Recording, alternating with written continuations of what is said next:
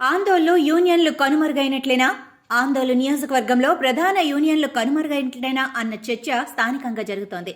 స్థానికంగా TUWJH 143, TUWJ, IJU యూనియన్లు చాలా కాలంగా కొనసాగుతున్నాయి.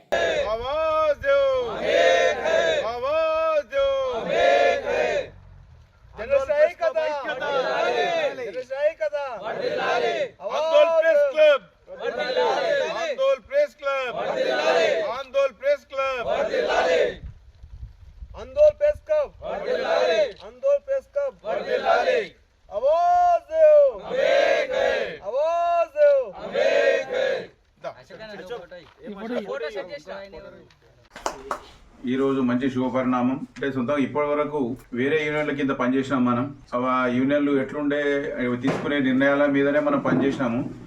ఇప్పుడు మనం తీసుకునే నిర్ణయం మనం ఏర్పాటు చేసుకున్న ప్రెస్ క్లబ్ మనంతల మనమే నిర్ణయాలు తీసుకొని మనంతల మనమే కార్యక్రమాలు చేపట్టాల్సి ఉంటుంది. ముఖ్యంగా అసలు ఈరోజు నేను 32 years అయింది జర్నలిజంలోకి వచ్చి.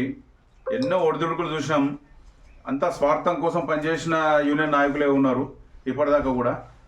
ఇప్పటివరకు ఒక లెక్క, ఇప్పుడు జరగబోయేది ఒక లెక్క.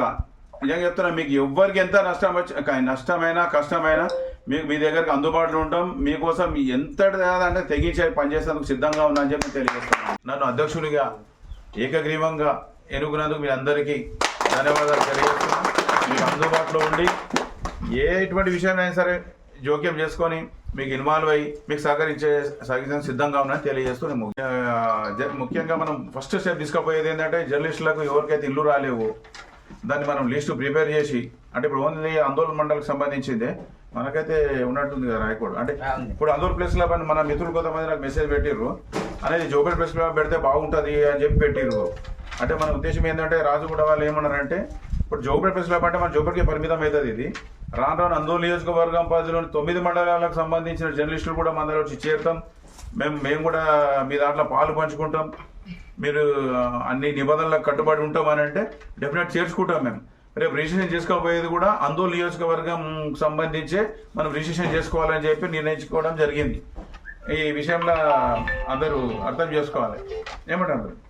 ఇక జర్నలిస్టుల మనము ఇళ్ల స్థలాల కోసం మనం మంత్రి దామోదర్ రాజనరసింహన్ కలుద్దాం. ఇప్పుడు మనం కమిటీ ఏర్పాటు చేసుకున్నాక కూడా, అంటే సంగారెడ్డికి వచ్చిన తర్వాత ఇక జోపేట వచ్చిన తర్వాత అందరం కలిసి 21 మంది ఉన్నాం కదా, అందరం కలిసి మనం ఏర్పాటు చేసుకున్న ఇట్లా మీ సహాయ సహకారాలు కావాలి అని చెప్పి కోరుదాం.